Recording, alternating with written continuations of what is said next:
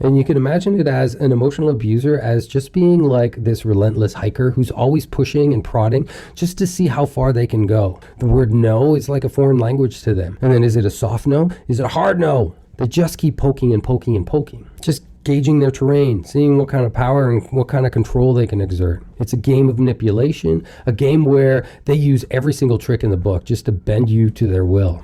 So in this video, I'm not going to go deep into boundaries, but there are other videos that you can find where I do talk more about boundaries, because it's really important to learn boundaries, how to enforce them, how to strengthen them, how to build ourselves this emotional fortress where we can live freely and be more ourselves. But most importantly, it's to identify that those boundaries have been broken upon. So if you're struggling with boundaries, then I think it's important to just basically study them, learn as much as you can about boundaries. Go find a Boundaries 101 class.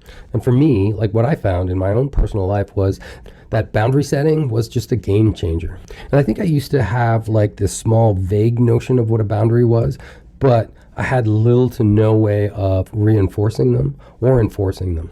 And there's some people out there that just don't even know what a boundary is, much less can recognize when a boundary's been violated. It's like walking through a garden of thorns without realizing that you're bleeding. But it's okay, because once we grasp the concept of boundaries, we can recognize them and recognize when they've been crossed. And when we do, it's going to be that little red flag. It's going to be that little siren in the back of our heads that's finally going to snap us up and force us to take action. And eventually, it's not just the hard boundaries, but some of the medium-sized boundaries that we're also going to start to be more sensitive to. And then those soft boundaries, they may have to get a little firmer for a little bit as we kind of develop our own intuition to see what exactly that we need in our lives to keep us feeling safe. And I believe that with enough knowledge, we can actually empower ourselves to say no without flinching and reclaim our personal space. Narcissists will see the confidence in that, and seeing that the power of a calm no versus an angry no. An angry no quite often means that the narcissist has already violated our boundaries some time ago. But a quiet no, and then changing the game, setting boundaries, moving on, leaving if we need to,